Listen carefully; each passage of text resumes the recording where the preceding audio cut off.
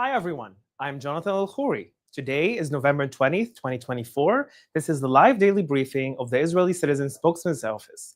We are live on Instagram, X, YouTube, and LinkedIn, and available afterwards wherever you get your podcasts. Please start submitting questions in the chat, and as always, like and subscribe to help us reach a wider audience. Italy admits Hezbollah attacked UNIFIL. Israel did not. Italy has troops in Lebanon as part of UNIFIL. Italy's troops came under fire last week. Italy's defense minister blamed Israel. Israel investigated and found that Hezbollah is the one that launched the attack. Now Italy agrees with Israel's conclusion. Hezbollah shelled UNIFIL's troops. And this is hardly the first time. Just yesterday, Hezbollah attacked UNIFIL troops 3 times. Multiple UNIFIL bases were rocketed by Hezbollah in the morning, in the afternoon, and then again later. At least 4 UNIFIL soldiers were wounded by Hezbollah. But you wouldn't know it from UNIFIL. UNIFIL said the rockets were fired by non-state actors within Lebanon. What non-state actors are firing rockets in Lebanon? 2 days before, French and Finnish UNIFIL troops were blocked by a group of individuals with at least one of them armed. An hour later, the UNIFIL troops were fired on 40 times. Bullets hit UNIFIL vehicles. Who did UNIFIL say shot at them? Non-state actor members. Do you see how crazy this is? UNIFIL has no problem calling out Israel, even if Israel isn't to blame. But when Hezbollah shoots at UNIFIL, then UNIFIL suddenly has no idea who did it. Whether out of greed for Hezbollah's bribes, like the ones UN troops reportedly took, or out of fear from Hezbollah bullets, UNIFIL cannot see Hezbollah. UNIFIL cannot see Hezbollah walking around armed. UNIFIL cannot see Hezbollah digging tunnels next to UNIFIL bases. UNIFIL cannot see Hezbollah even when they shoot at UNIFIL. UNIFIL cannot see Hezbollah, and UNIFIL cannot hold any future agreement. What might that agreement look like? This is the question. US envoy Amos Hochstein was in Lebanon for ceasefire talks yesterday and is arriving in Israel today. According to news reports, this is what Israel needs to restore security in the faces of Hezbollah's attacks.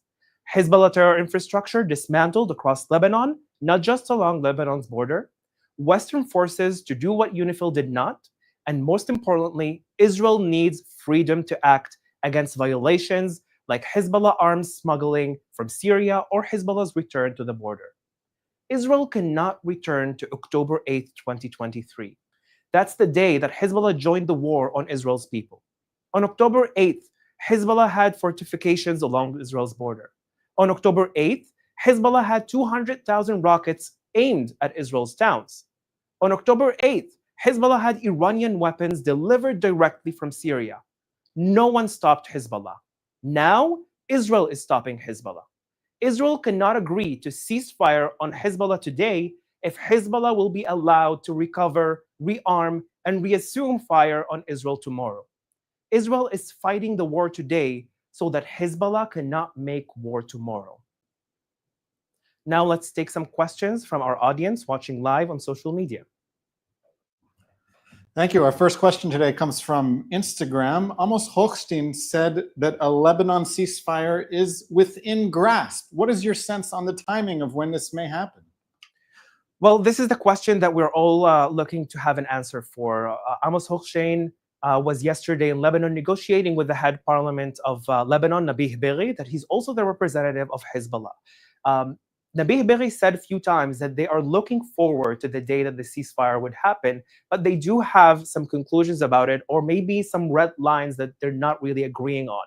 One of them is Israel having, to be able to attack if Hezbollah will start to regain back its power, or if they will see that Hezbollah will start to get weapons throughout Syria with the Lebanese border. And this is something that is really important to understand. If Hezbollah or Nabih Berri on behalf of Hezbollah are negotiating in good faith, they wouldn't have any problem with that Israeli request. Because if Lebanon is to uphold that agreement and to make sure that Hezbollah wouldn't gain weapon again, Israel wouldn't have to attack.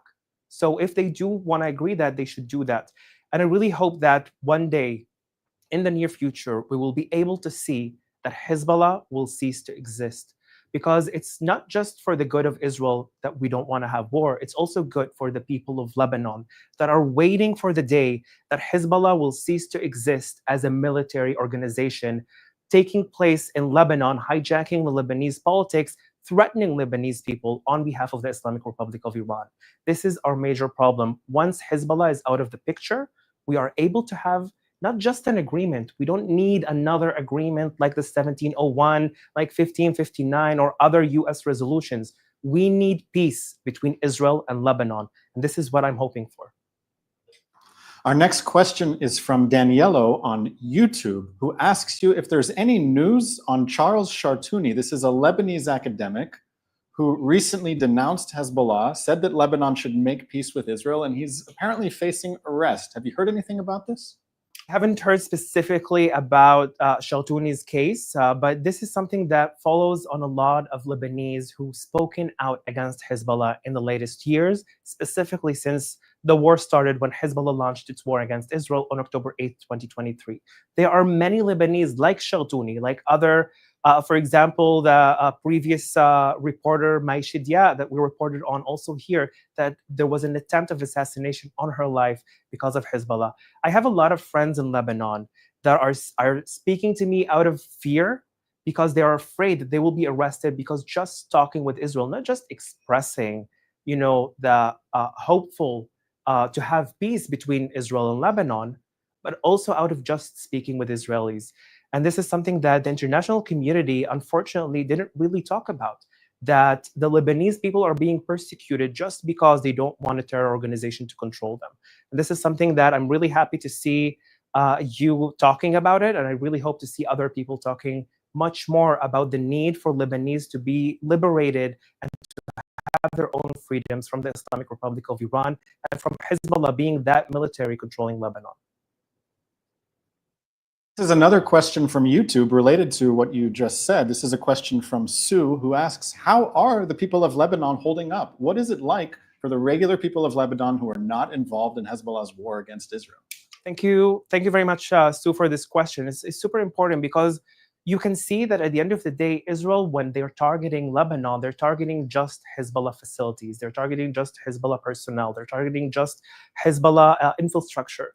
Yet there is some Lebanese casualties, unfortunately, that at the end of the day, people in Lebanon just want to be able to live their lives. The people that I talk to and the people that are, I can see their comments and their shares on social media, they are really waiting for the day that they will be able to be liberated and freed from that terror organization. They're holding up by having, faith in the day that would be after Hezbollah. That's what a lot of Lebanese are looking for and waiting for. A lot of them are afraid from the day after because they're afraid that Hezbollah will retaliate inside of Israel, inside of Lebanon, if the war stops and Hezbollah will be forced to give their weapons. That's what we're all hoping for and looking forward to achieving this upcoming agreement. But they're afraid that the weapons that Hezbollah is now targeting towards Israelis will be targeting Lebanese people. That's why the international community needs to support the free, liberated Lebanese people that are looking to just live their lives like we are wanting and looking forward to live our lives. We have time for two more questions. The question right now is from Katie on Instagram, who asks, what's the point of UNIFIL sticking around at all? Do you see a role for UNIFIL in Lebanon? And if so, what is it?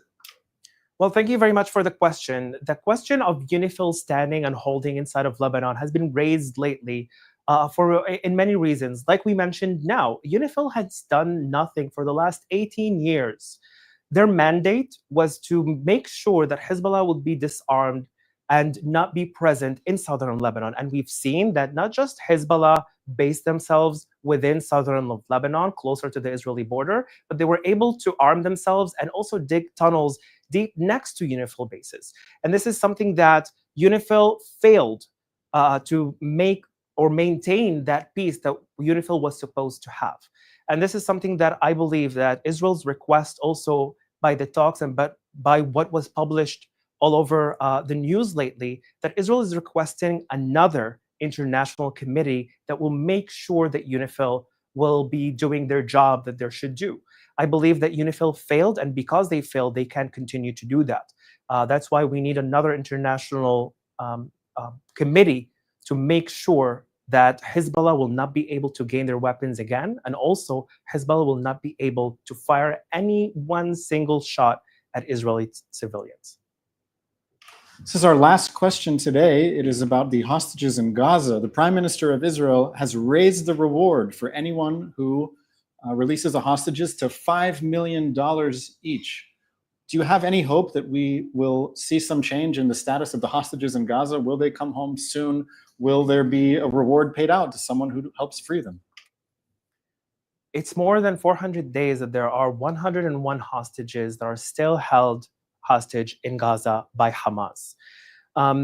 Israel is doing everything in its power in order to get those hostages back, because every one of them is an Israeli and is a human being that needs to be back to its family or for burial, because some of these hostages have already been killed by Hamas. I believe that what the Prime Minister of Israel, Benjamin Netanyahu, is doing, on one hand, could be really good and could be like a positive withhold to maybe, because we know that there are a lot of civilians in Gaza that are holding these hostages themselves, not just Hamas terror organization. They're doing so by the support of Hamas. But maybe if we can have some sort of incentive, they can, at the end of the day, bring those hostages back to their families. And this is what we're looking for. We are all waiting to see the 101 hostages get back home or get back to a normal barrier inside of Israel with their families. Thank you very much for watching. We'd also like to announce our new Spanish language channels. Link in the description and across our platforms. Giving Tuesday is 2 weeks away. Keep an eye out for how you can contribute to our campaign. That's all we have time for. Thank you very much for tuning in. We'll be back tomorrow at 3 p.m. Israel time and 8 a.m. East Coast time.